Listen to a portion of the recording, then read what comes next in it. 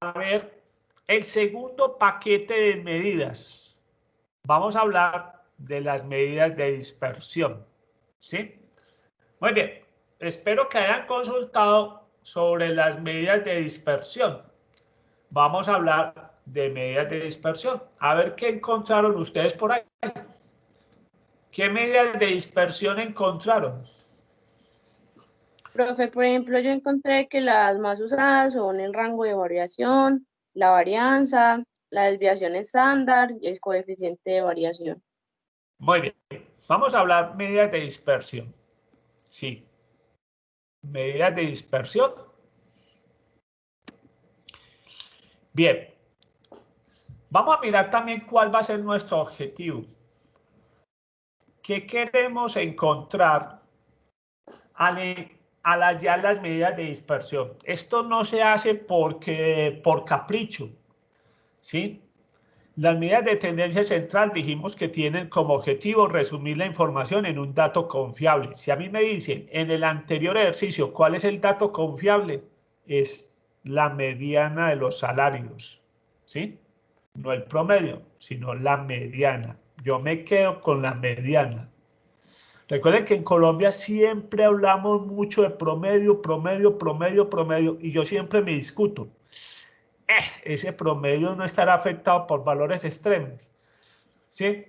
Es de las cosas que cuando yo leo mucho promedio, promedio, promedio en el periódico, digo, ¿y será que el promedio sí es lo más adecuado? ¿Por qué? Porque simplemente creen que lo que existe, lo único que existe es el promedio. No, por eso es que vemos promedio, media, mediana y moda. Y por eso tenemos que saber, muy importante, cuándo nos quedamos con la media y cuándo nos quedamos con la media. Bien, el objetivo que buscamos con las medidas de dispersión es saber, digamos, conocer. Más bien, borro todo eso. Digamos que el objetivo es conocer si las observaciones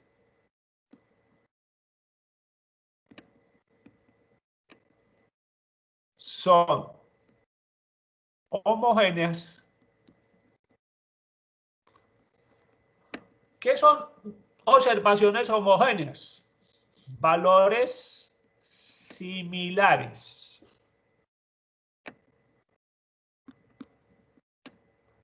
Valores similares. O son heterogéneas.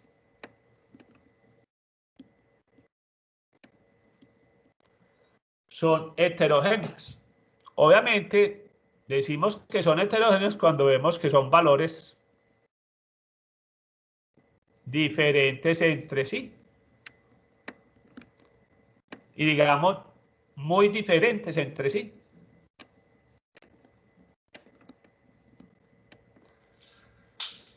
Pongámosle aquí la muy diferentes entre sí. Eso nos van a servir las diferentes medidas de dispersión que vamos a encontrar. Muy bien. Como tú lo mencionaste, las más utilizadas va a ser el recorrido, lastimosamente, digo acá, más conocido como el rango. Lastimosamente.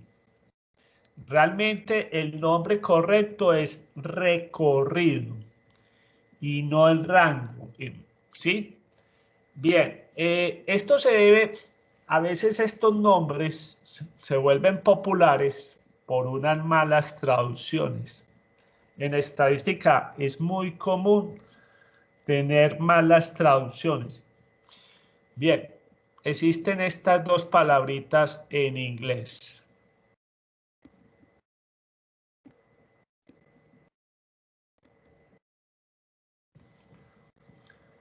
Chicos, ¿cuál creen ustedes que es rango y cuál creen que ustedes que es recorrido? ¿Rango es la de la izquierda o la de la derecha? Hagamos Rango apuestas. no es rank. ¿Cuál? ¿Qué, perdón? Rango. Bien, resulta y sucede que este es rango y este es recorrido. Alguien vio esta palabra y la tradujo como rango y se hizo muy popular. ¿Sí? Bien, ¿qué es rango? Para que ustedes sepan. El rango es cuando usted dice, este es el general, este es el capitán, este es el cabo. ¿Sí? Esto que es una variable cualitativa, también es una variable que se llama ordinal, que ¿sí? Es una variable cualitativa ordinal. Cuando llego general, capitán o cabo, ya de por sí estoy diciendo quién es el que manda, después quién tiene algún poder sobre este cabo. Esto es lo que se llama el rango. Mire que hasta se utiliza mucho. El rango militar. ¿Qué le están diciendo ahí? ¿Cómo está ordenado? ¿Cómo está ordenado, digamos, el organigrama del ejército? Lo mismo, si yo les digo a ustedes que este es el presidente de la compañía, este es el vicepresidente de la compañía y este es el analista. Mire que es una variable cualitativa, pero también ordinal, porque yo aquí estoy indicando quién es el que tiene mayor cargo, quién sigue en orden de jerarquía y obviamente quién es el que menos jerarquía tiene en la compañía. Estos sería rango. El rango, en otras palabras, es la posición que usted ocupa dentro de una organización o dentro de una organización, que puede ser una organización de números. Pero bien, nos vamos a quedar con los dos nombres, pero el adecuado, vuelvo y repito, es el recorrido. ¿Cómo se calcula el recorrido? Es muy fácil. El recorrido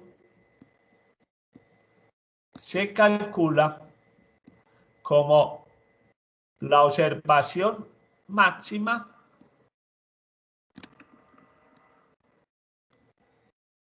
menos la observación mínima. ¿Sí? Bien. Recorrido. Es la observación máxima menos la observación mínima.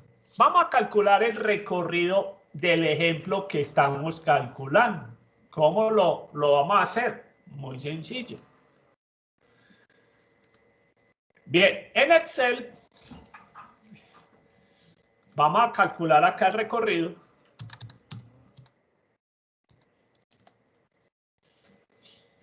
Y si vamos a decirle, calcúleme el rango, mire que yo no sé si ustedes alcanzan a ver, no aparece una función que calcule el rango, primero que todo. Y tampoco hay ninguna función que calcule el recorrido. Bien, ustedes dirán, profe, ¿y eso no se puede calcular en Excel? Pues listo, sí, muy sencillo. Veamos la observación máxima. En este caso, la observación máxima sería el salario máximo. Este ejercicio. Entonces, recordemos que podemos utilizar la función más.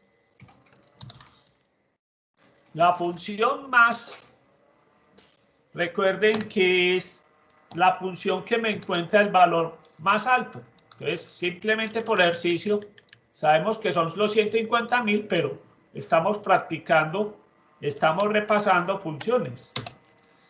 Ya sabemos que el salario máximo es 150.000.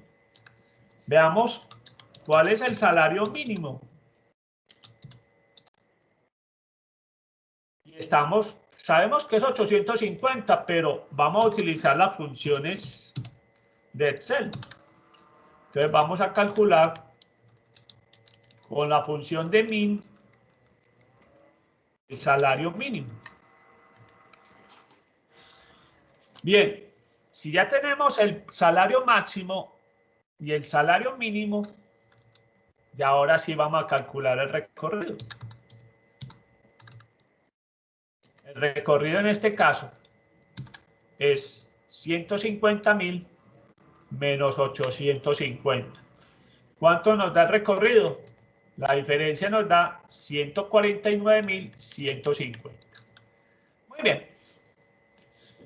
Veamos lo que más duro le da a la gente. ¿Ustedes qué creen que lo que le da más duro de la gente en este? Lo más duro que le da a la gente es la interpretación.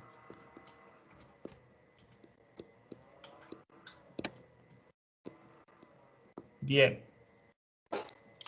Pongámosle pues cuidado. Cuando yo les pido la interpretación, no le estoy diciendo, no me van a decir, vea, es que eso es la diferencia entre la observación máxima y la observación mínima. No, yo no le estoy pidiendo a usted la definición. Yo le estoy pidiendo la interpretación. Tampoco, ojo, mucha gente me dice esto. Es la diferencia entre el salario más bajo y el salario más alto. No, porque si usted me dice que es la diferencia entre el salario más bajo y el salario, perdón, el salario más bajo y el salario más alto, en ese orden, esa diferencia da negativo. Entonces, ojo, recuerden que la diferencia no es conmutativa. En este caso, la interpretación es 149, 150, recuerden que estos son euros, es la diferencia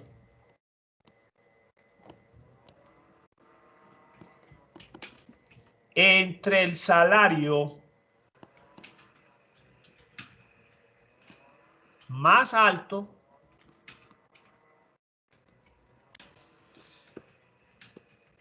y el salario más bajo.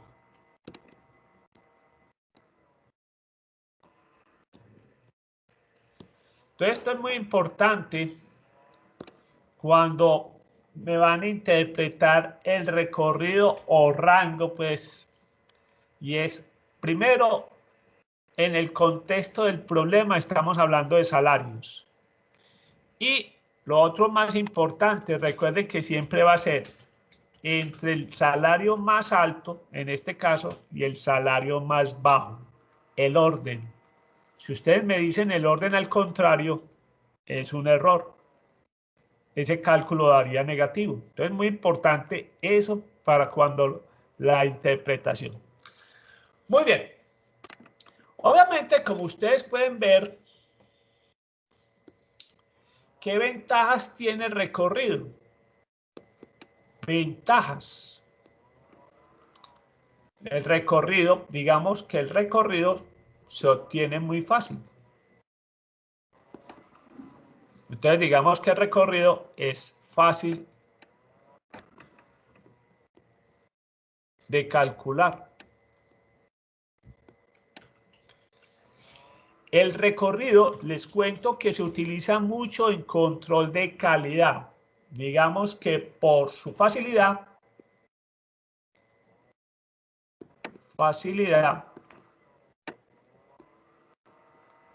es una herramienta muy utilizada en las cartas de control de calidad. Es una herramienta muy utilizada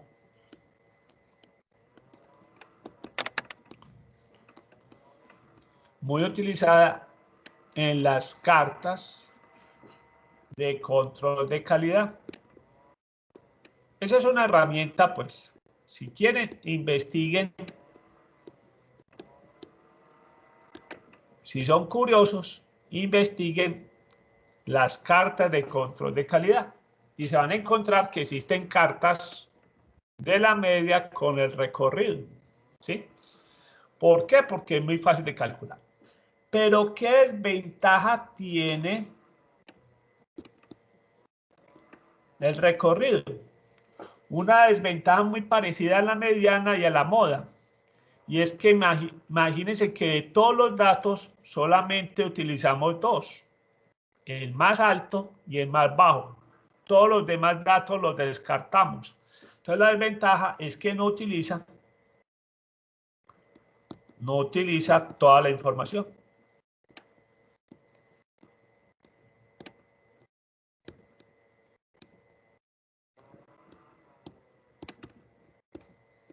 En otras palabras, sacrifica.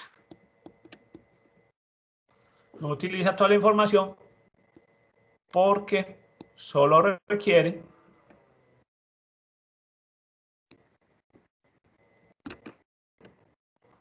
el valor más alto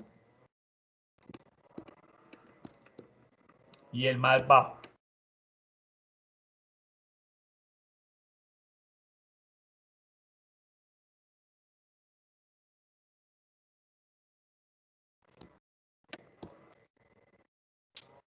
Listo, pues muchachos, se fue la señal un ratico.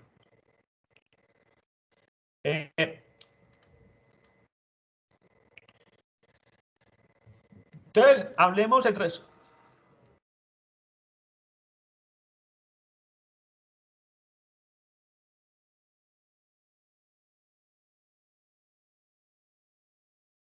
Bien, hablemos en resumen de recorrido. Recorrido o rango, pues, es una medida de dispersión. Se encuentra fácil. Es la diferencia entre la observación más alta y la observación más baja. Como ventaja, vimos que el recorrido es fácil de calcular. Es muy utilizado en cartas de control de calidad. Como desventaja, es que no utiliza toda la información, porque solo requiere el valor más alto y el valor más bajo. Importante es tener en cuenta la interpretación que debe ser dentro del contexto del problema y el orden. Siempre tenemos que especificar en la interpretación la observación más alta menos la observación más baja. Muy bien, veamos la que más vamos a utilizar.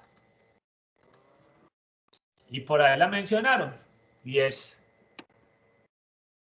vamos a hablar de las dos. De las varianzas y desviaciones estándar. Desviaciones estándar. Bien. En algunos libros, todavía, en algunos libros no, obviamente existirán esos libros porque ya fueron escritos, hablan de desviación típica. Ese es un término como antiguo, ¿sí? Entonces, cuando ustedes ven en algún libro el término desviación típica, ya saben que les están hablando de la desviación estándar. Hablo de varianzas y desviaciones porque existen varianza poblacional y varianza muestral. Entonces, hablemos de las varianzas. Existe la varianza poblacional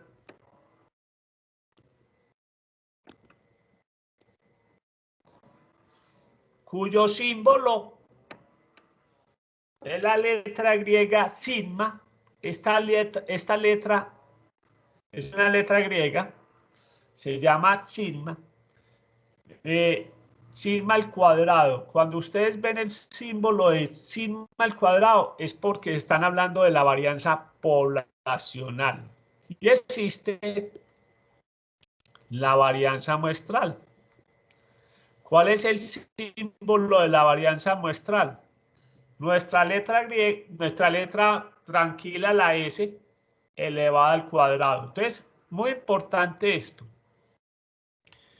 La poblacional la distinguimos en los libros porque nos la señalan con la letra sigma, sigma al cuadrado. Y la muestral con nuestra letra S. Una de las fórmulas de la varianza poblacional nos dice que hay que calcular la suma de la diferencia de cada observación menos el valor de la media poblacional. A eso lo elevamos al cuadrado y lo dividimos sobre el tamaño de la población. Bueno, repito, esa es una de las fórmulas, pues. Eso tiene varias fórmulas, pero esta es como la fórmula así general. A cada observación se le resta la media poblacional, se eleva al cuadrado y se divide sobre él. Y la muestra, que obviamente la que más se utiliza, vamos a ver que en estadística inferencial se utiliza demasiado la varianza muestral, y nosotros también en este semestre nos dice que es la diferencia de cada observación menos la media muestral elevado al cuadrado, y la gran diferencia es que acá lo divide sobre n-1. Muy bien. Vamos a mirar entonces cómo lo vamos a hacer en Excel. Obviamente con funciones. Vamos a mirar cómo vamos a calcular. Vamos a aprovechar el mismo ejercicio para encontrar esos dos valores. Veamos la varianza poblacional.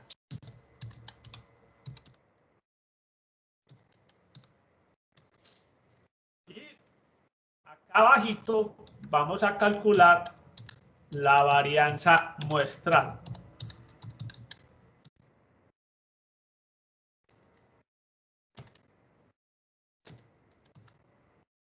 La varianza. Una de las fórmulas, tenemos varias opciones en Excel, pero vamos a utilizar estas funciones porque son las más modernas, las más nuevas. Nos dice var.p. Cuando calculamos var.p, estamos calculando la varianza poblacional. Entonces, señalamos los valores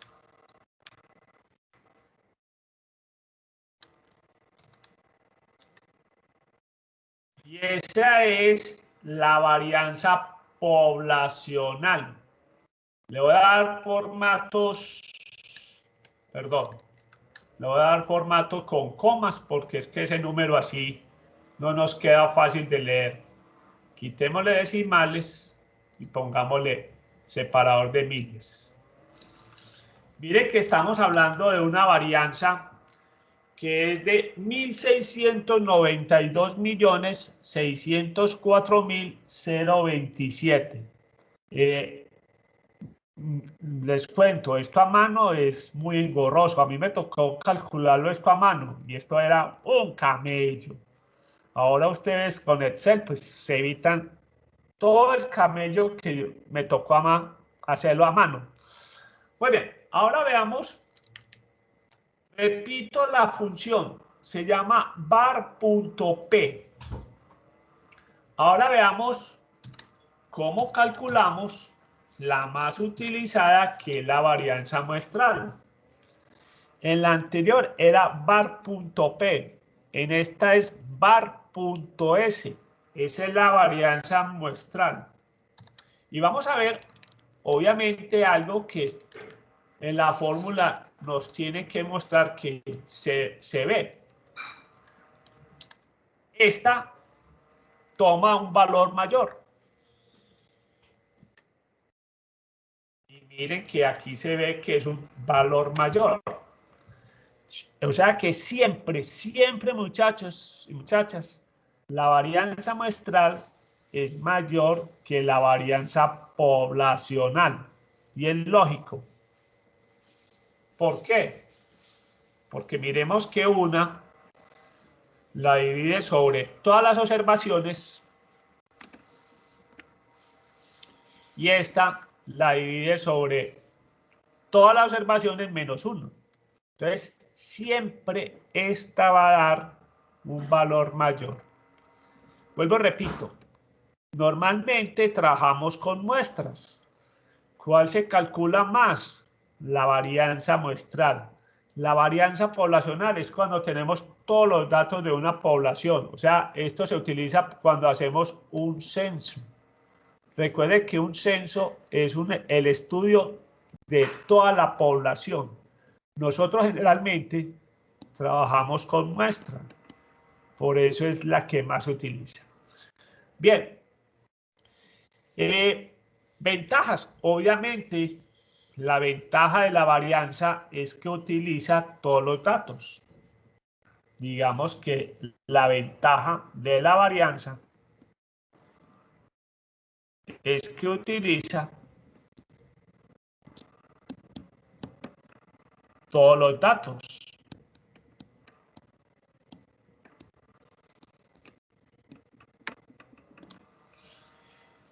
Es la medida más utilizada. Entonces, por eso inclusive, eso nos lleva a que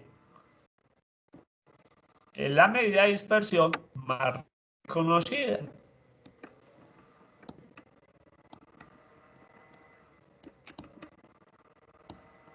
Más reconocida.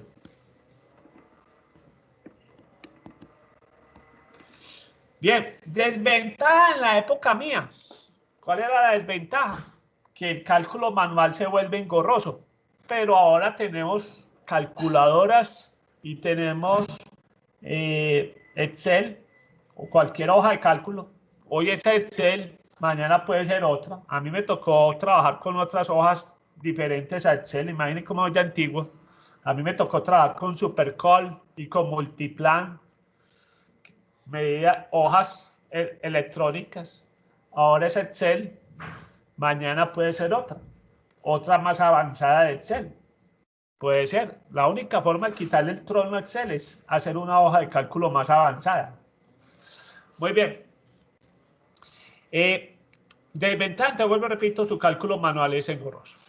Ahora hablemos de las desviaciones. Las desviaciones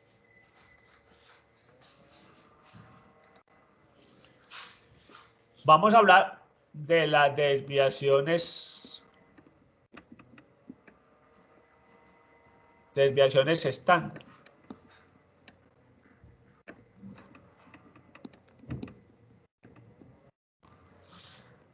Obviamente, en las desviaciones también vamos a tener las dos. La poblacional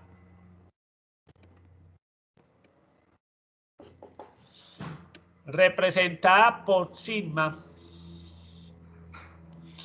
y digamos que una de las fórmulas que no se nos puede olvidar es que la desviación simplemente es la raíz positiva de la varianza. Una fórmula muy sencilla.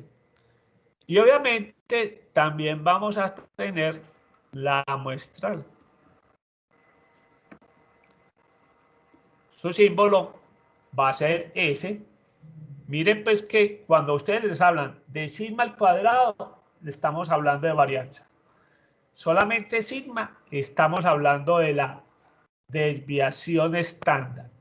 o desviación típica. También acuérdense que ese nombre también lo recibe, desviación típica. Muy poco, pero obviamente la desviación muestral también se calcula como la raíz cuadrada de la varianza. Veamos. Y tiene otra diferencia con la varianza. Veamos cuál es la otra gran diferencia. Bien, vamos a calcular acá las desviaciones. Entonces, digamos que acá las desviaciones. Desviación.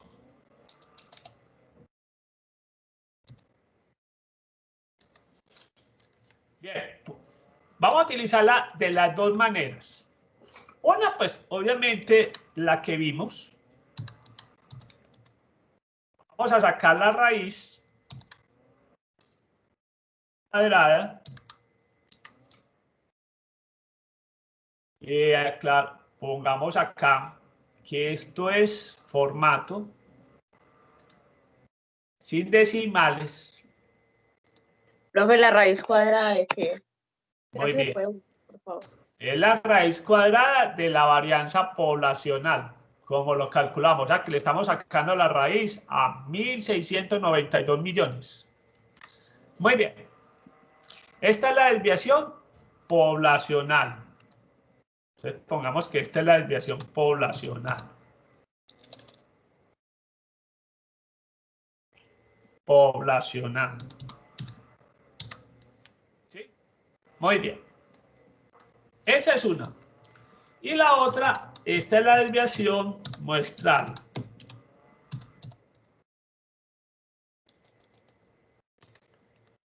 Bien. Ya tenemos calculada la varianza, entonces le sacamos la raíz. Otra vez, pongámosle formato, número, sin decimales.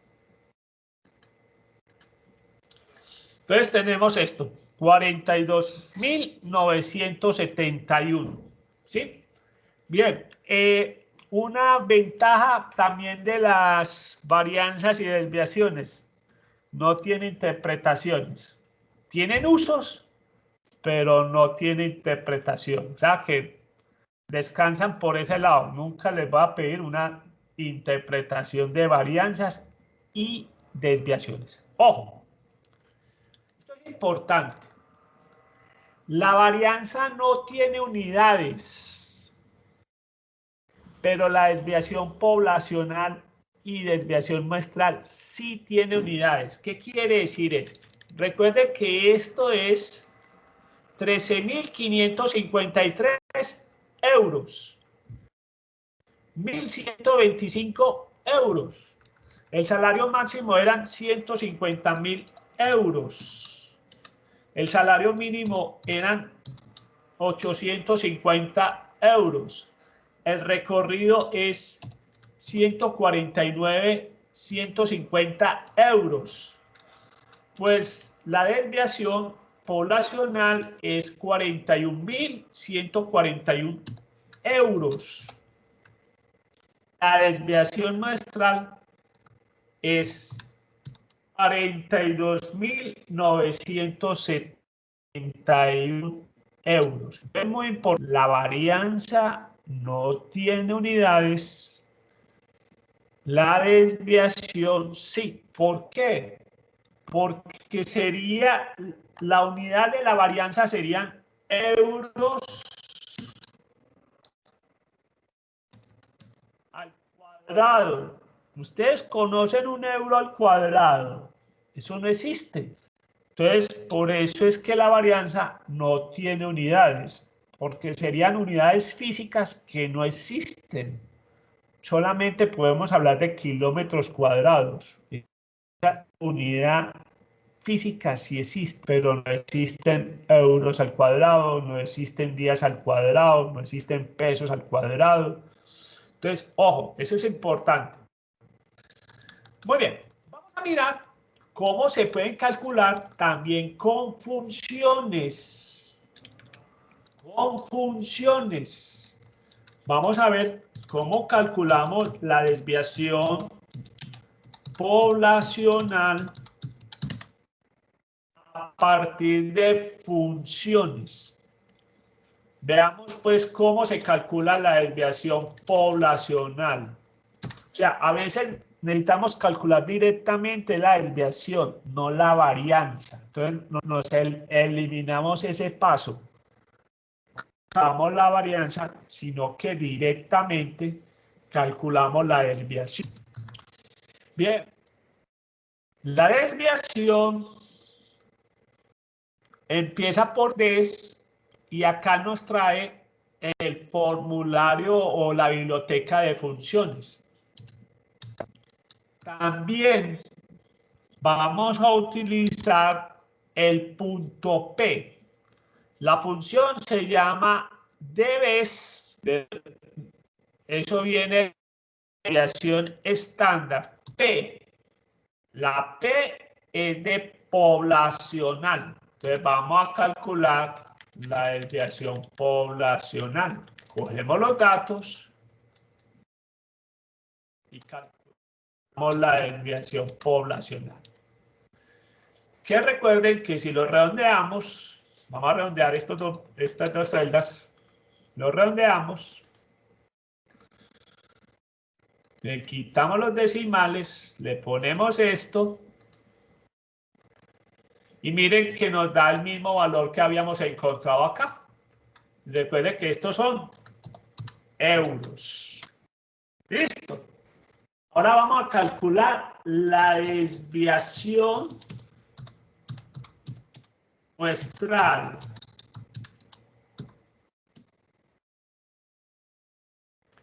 ¿Cómo lo vamos a utilizar? Por medio de funciones. Recuerden que la función de la poblacional es debes.p. Pues la muestral va a ser debes.m.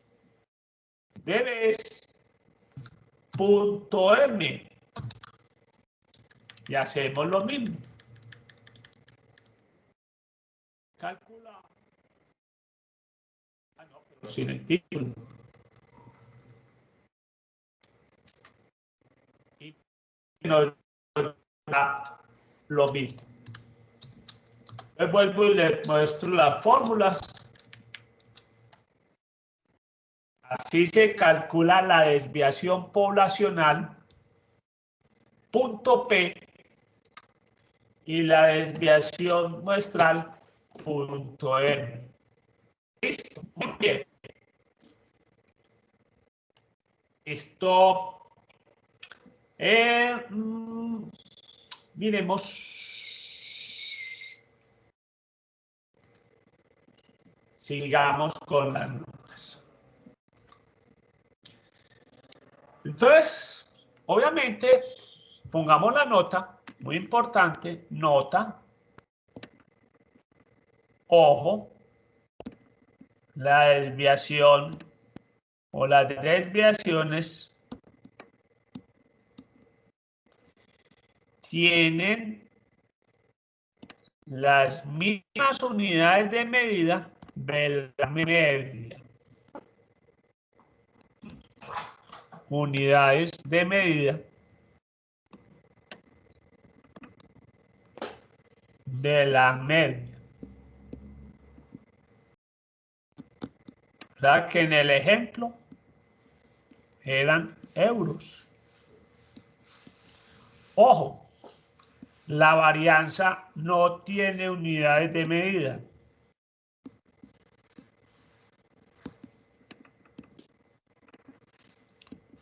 No tienen unidades de medida. Entonces, para que nos quede siempre eso claro, muy importante. Bien, existen otras medidas de dispersión, ¿sí? Por ejemplo, se habla de la desviación media. Más adelante, no, porque no es procedente encontrarla acá, vamos a hablar de otra medida que se llama el recorrido intercuartil. Pero vuelvo y repito, esta es una medida de dispersión, pero como todavía no hemos hablado de los cuartiles, no es procedente hablar de ella en este momento, pero lo vamos a ver más adelante y que va a ser una medida muy importante, el recorrido intercuartil. O sea que esta sería como la tercera medida de dispersión más utilizada, el recorrido intercuartil. Lo vamos a ver más adelante. Muy bien. Vamos a ver un elemento muy importante, una medida que es la combinación de medida de dispersión y medida de tendencia central y que va a ser fundamental para lo que queremos definir. Si tenemos observaciones homogéneas o observaciones heterogéneas. Este coeficiente se llama, y por allá lo mencionó la compañera, que es el coeficiente de variación.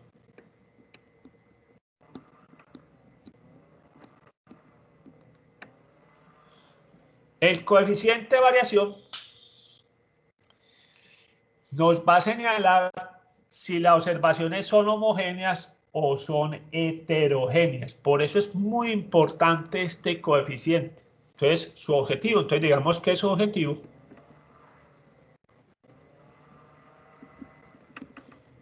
es señalar si las observaciones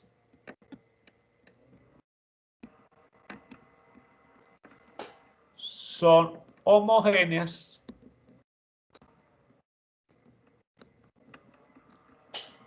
o son heterogéneas.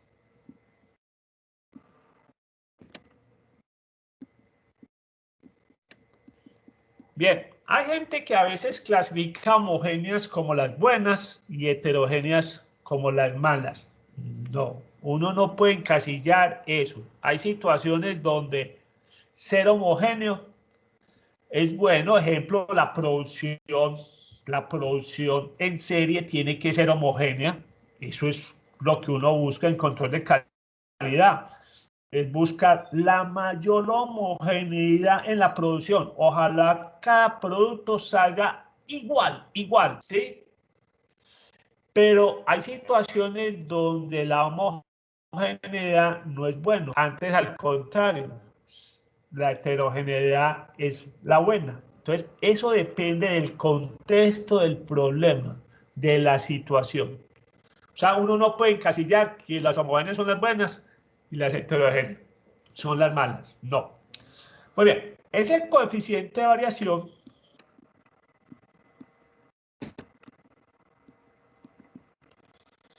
se calcula de la siguiente manera. La desviación estándar. Generalmente vamos a utilizar la muestral, pero se puede definir así. La desviación estándar que se utiliza sobre la media. Y para convertir ese resultado en porcentaje, lo multiplicamos por 100. Y obviamente ese coeficiente nos da en términos de porcentaje. Vamos a mirar cuánto nos da el coeficiente de variación del ejercicio que estamos haciendo. Obvio, vuelvo, repito, normalmente la que más se utiliza es la desviación estándar. Entonces vamos a calcular. La desviación estándar muestra. Vamos a mirar entonces nuestro coeficiente de variación de este ejercicio, cuánto nos da. Vamos a calcular el coeficiente de variación.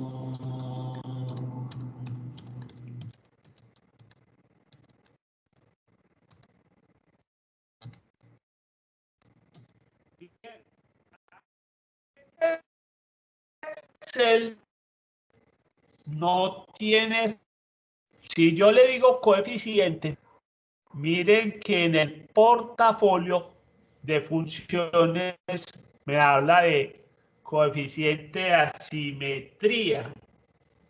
¿Sí?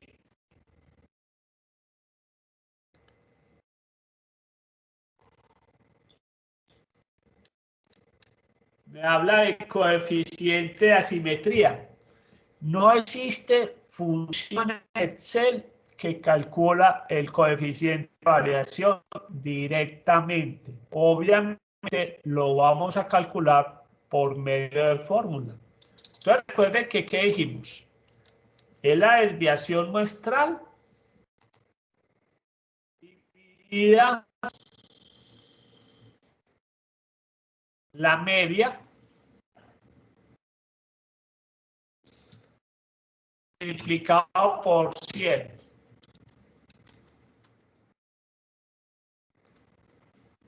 Le quito esto.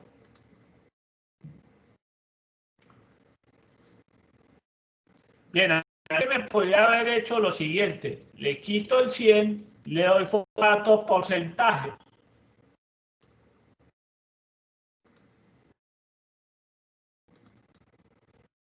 Profe, ¿será que lo puede repetir, por favor? Sí. Bien. En Excel le puedo decir simplemente la desviación muestral. O sea, en este caso, 42.971. Lo divido sobre la media, que es 13.553. Si le digo en Excel que colóquemelo en porcentaje, me evito el 100, la multiplicación del 100. ¿Sí? Aquí no puse 100 porque puse formato porcentaje. ¿Sí? Entonces, uno se puede evitar el multiplicarlo por 100 en Excel poniéndole formato porcentaje. O sea, que el 100 es opcional. De pronto en la calculadora uno sí lo multiplica por 100. ¿Sí? Muy bien. Entonces nos está dando un coeficiente de variación del 317.07%. Bueno, ahora veamos cómo se interpreta o cómo se analiza este coeficiente de variación. Entonces veamos, lo más importante es cómo se analiza ese valor. Bien. Vuelvo y repito, este 100 es cuando lo hacemos en la calculadora. No lo podemos eliminar en Excel colocando la celda en porcentaje. Aclaro. Muy bien, veamos cómo se interpreta, cómo se analiza ese valor. Entonces veamos cómo se analiza el coeficiente de variación. Muchachos, no les he preguntado si tienen alguna duda, pregunta. Obviamente de esto vamos a seguir haciendo más ejercicios. Profe, ¿me puedes decir cuánto te dio el coeficiente de variación? Nos dio 300 y pico. 317. 317%. Listo, profe, gracias. Muy bien. ¿Cómo se analiza el coeficiente de variación? Bien, lo vamos a hacer en una recta. El coeficiente de variación, lo más pequeño que puede pasar es que tome el valor de 0%. ¿Cuándo sucede el 0%? Cuando la desviación es 0. ¿Qué quiere decir esto? 0 es que todas las observaciones son iguales. ¿Sí? Muy bien. Está cercano de 0. Eso va a ser muy raro, pues encontrar pues coeficiente de variación de 0 es como de laboratorio. Cuando estamos cercano a 0, lo que nos está señalando es que los datos son homogéneos.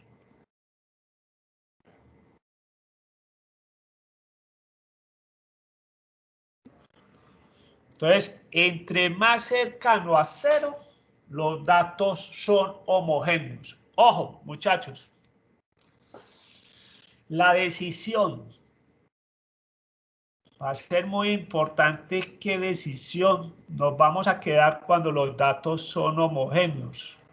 Nos quedamos con la media muestral. Ojo, eso nos va a indicar con qué medida nos vamos a quedar. Nosotros vamos a tomar el valor, como en los últimos semestres, vamos a tomar el valor de referencia del 40%, algunos pueden tomar el valor de referencia del 50%, vamos a tomar el valor, nosotros vamos a ser exigentes con el 40%. Del 40% hacia abajo, vamos a considerar nosotros que los datos son homogéneos y que la mejor decisión es la media. A partir del 40% hacia allá, consideramos que los datos son ¿qué? Heterogéneos. Ojo, puede haber coeficientes del 100%. Puede haber coeficientes del 200%. Como en este caso que nos dio del 300, se me olvidó hasta el número, 317 o 307, es que no me acuerdo, 317, nos dio 317 el valor, 317, el valor nos dio 317%. Bien, si 40 es heterogéneo, 317% son datos supremamente ¿qué? Heterogéneos. Entonces podemos clasificarlo en dos. Hay heterogéneos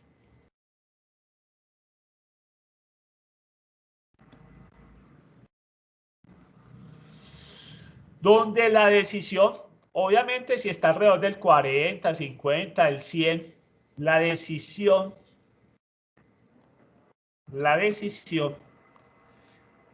es resumir la información con la ayuda de la mediana.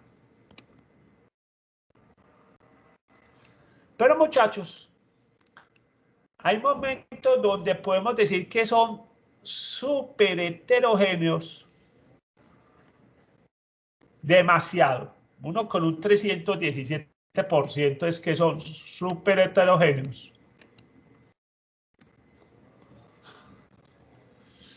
Ya en PAMI, pasados del 100%, 150%, ya los puedo catalogar como heterogéneos. Del 200%, pues, ¿para qué?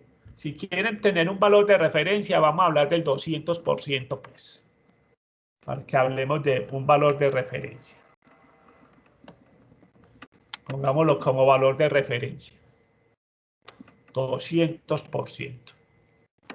Lo vamos a considerar súper heterogéneos. ¿Cuál es la mejor recomendación ahí para resumir los datos?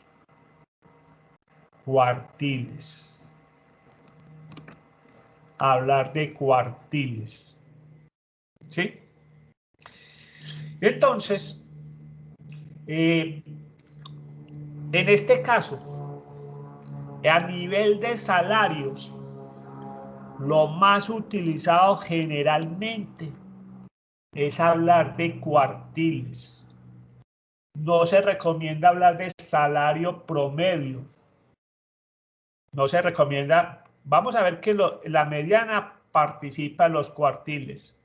Luego, en este tema de salarios, lo más utilizado es hablar de cuartiles. Bien, esto es muy importante, esta gráfica, porque nos va a acompañar en las decisiones que vamos a tomar. Cuando nos quedamos con la media, cuando nos quedamos con la mediana y cuando se recomienda hablar de cuartiles.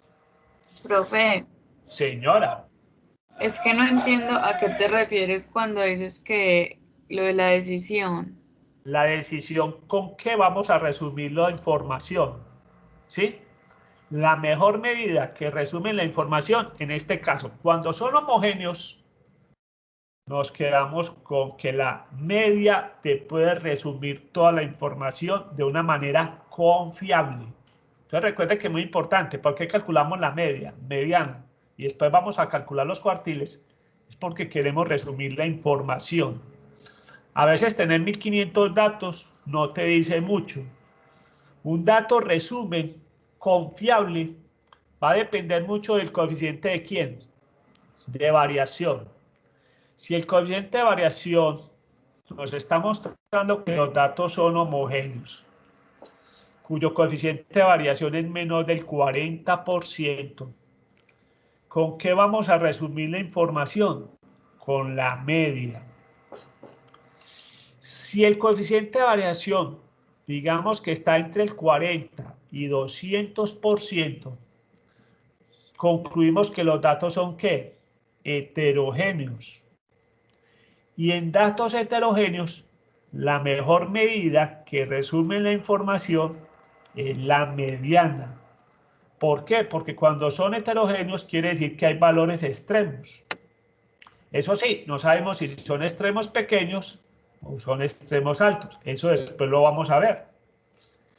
Pero cuando, como en este caso, el coeficiente de variación supera el 200%, ¿sí?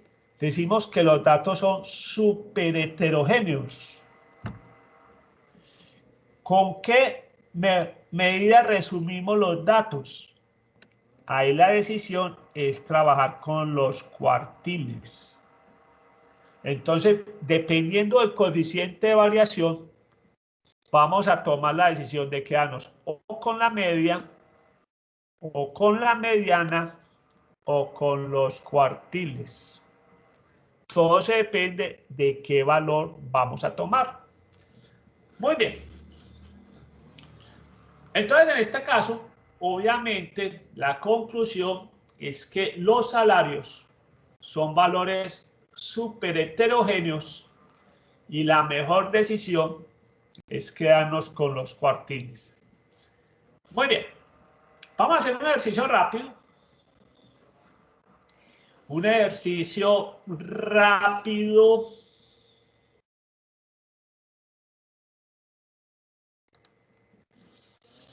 De repaso, pero agregándole algo nuevo que va a ser muy importante para el trabajo. Vamos a hablar de qué ejercicio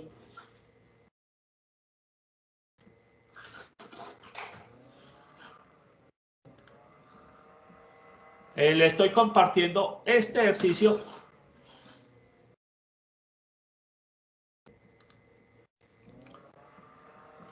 Muy bien, vamos a hacer este ejercicio del consumo.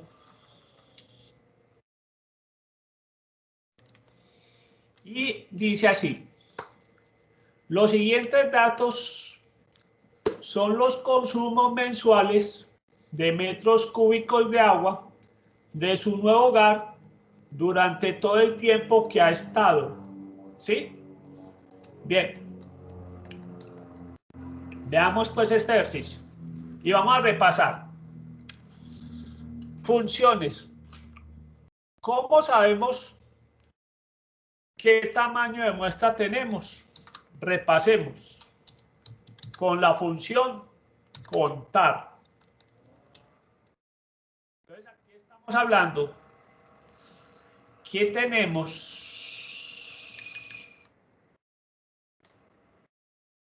39. Serían 39 meses. Porque recuerden que estos son consumos mensuales. O sea que podemos decir que la casa donde usted está en este momento ha vivido 39 meses y desea determinar, obviamente, cuál es más adelante su promedio y si son datos consumos homogéneos o heterogéneos. Bien, veamos el consumo mínimo. ¿Cuánto sería el consumo mínimo? miremos, el consumo mínimo, en este caso, nos da que tenemos 14 metros cúbicos. Recuerden que la función se llama min, 14 metros cúbicos. Ahora veamos el consumo máximo. Consumo máximo. Vamos a calcularlo. Consumo máximo.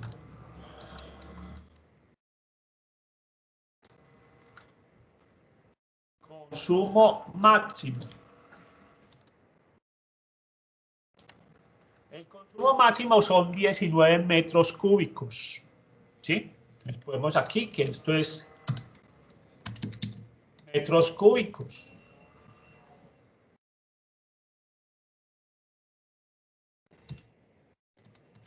Metros cúbicos. Bien, chicos, ¿cuánto nos da el recorrido? ¿Cuánto nos da el recorrido? Vamos a calcular acá, vamos a ponerle recorrido. ¿Se acuerdan cómo calculamos el recorrido? Recorrido alias rango. ¿Cómo calculamos el recorrido?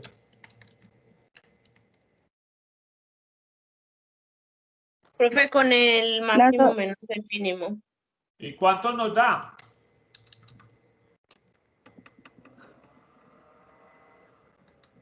¿Cuánto nos da el recorrido, muchachos? Según esos cálculos. 5, profe. 5. Muy bien. Entonces vamos a... ¿Cómo lo interpretamos? Vamos a mirar entonces cómo lo hacemos. Entonces, vamos a repasar recorrido. Entonces recuerden que el recorrido, dijimos, es la observación máxima. En este caso, la observación máxima es 19 metros cúbicos, menos la observación mínima, 14 metros cúbicos.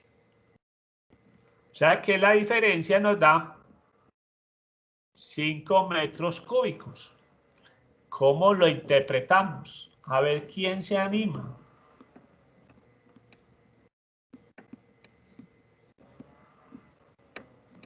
¿Quién se anima? Yo se lo califico ya. Profe, no sería... Profe. Sí. No sería 5 es la diferencia entre el consumo máximo mensual y el consumo mínimo mensual. Muy bien, perfecto. En el trabajo póngase un 5. Entonces, digamos que 5 metros cúbicos es la diferencia. Es la diferencia entre el mes más alto de consumo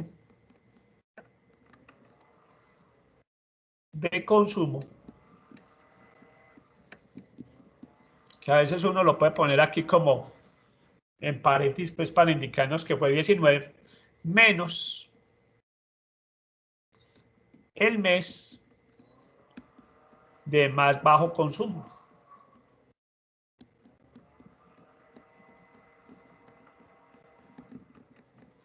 Entonces vuelve importante, en la interpretación, el contexto, estamos hablando de consumos, ¿sí? Mensuales.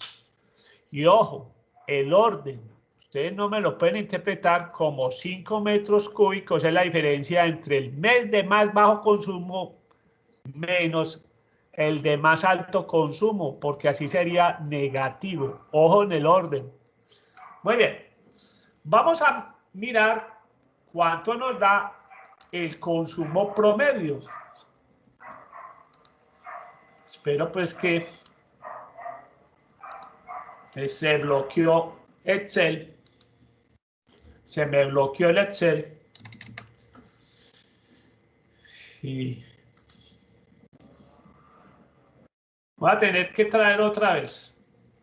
Me perdonan, pero se me bloqueó, entonces yo lo vuelvo y lo traigo.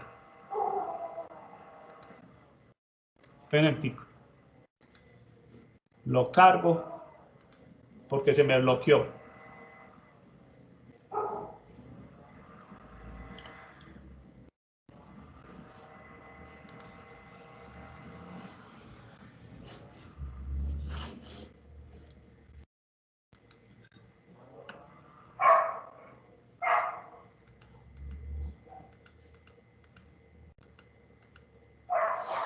Listo.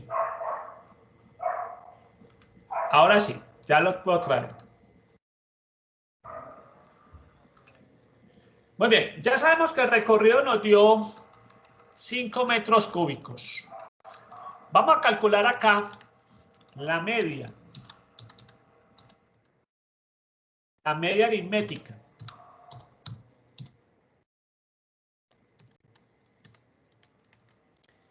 Vamos a calcular entonces cuánto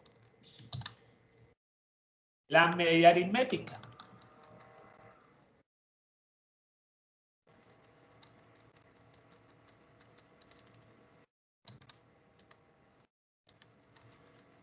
Y pongámosle 2 decimales.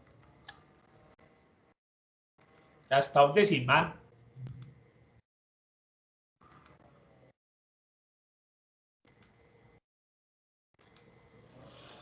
Bien, la media aritmética. ¿Cómo interpretamos este valor? ¿Quién se anima? Recuerde que estamos hablando de consumos metros cúbicos mensuales. ¿Cómo lo interpretamos?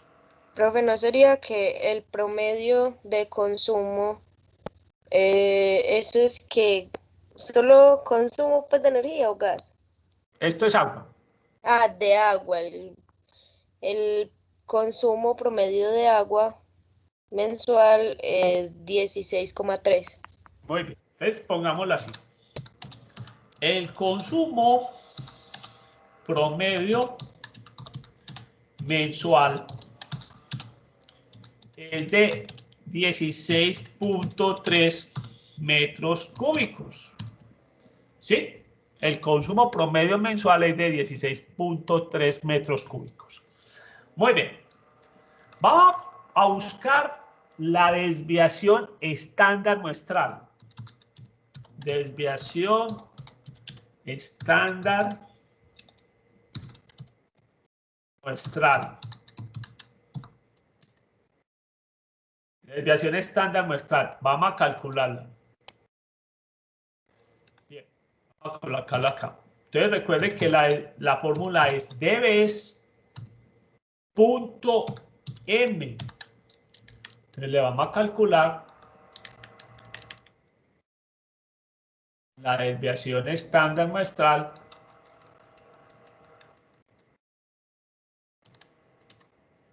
y nos da 1.6. Recuerde que estos son metros cúbicos. También la desviación también es metros cúbicos. Recuerde que la desviación no tiene interpretación. Ahora veamos lo que acabamos de ver, el coeficiente de variación.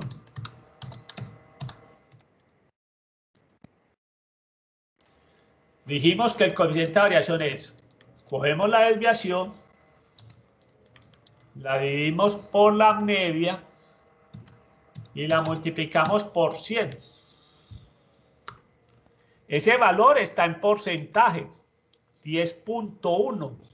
Entonces la pregunta es, ¿los consumos son homogéneos o heterogéneos? ¿Qué conclusión? Homogéneos. Homogéneo. Homogéneos, profe. Entonces, recordemos. Vimos que la grafiquita nos decía muy clara que a partir del 40% hacia abajo, decíamos que los datos son ¿qué? Homogéneos. Y a partir del 40% hacia arriba, decimos que son heterogéneos. En este caso, nos dio 10.1%. Cae en la zona donde los datos son ¿qué? homogéneos. Entonces, si me dicen con qué dato puedo resumir el consumo mensuales, ¿con qué? ¿En la media o en la mediana? Con la media. La media. La media. La media en este caso ya dijimos que era 16 punto ¿qué? Se me olvidó. 16.3. 16.3 metros cúbicos. Muy bien, y termino calculando la mediana. Si son datos homogéneos, la mediana tiene que dar un valor similar. Entonces, veamos esa afirmación, esa comprobación. Si son homogéneos, la mediana nos tiene que dar valores similares. Vamos a calcular la mediana. Y con eso terminamos la clase de hoy. Profe, da 16. 16, vamos. Ah, ya lo calculaste. Ah, muy bien. Veámosle pues para todos los compañeros el dato. Y a ver cómo lo interpretamos. Que es lo importante para que repasemos. La mediana da 16 metros cúbicos. Muy bien. ¿Cómo la interpretamos? Mire que en este caso la mediana 16, la media aritmética 16.3. Entonces, acuérdense que en los datos homogéneos esos valores van a dar similares. ¿Cómo interpretamos la mediana? A ver, ¿quién se anima? ¿Quién se anima?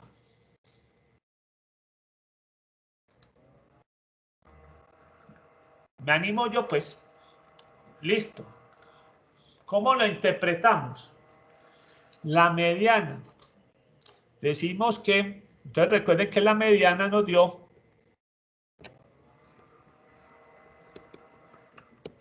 16 metros cúbicos.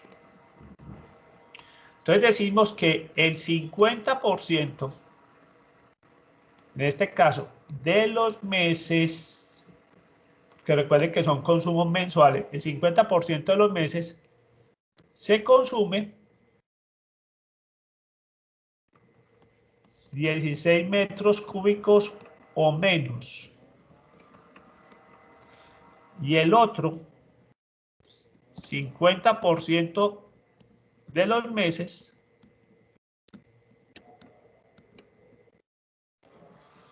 se consume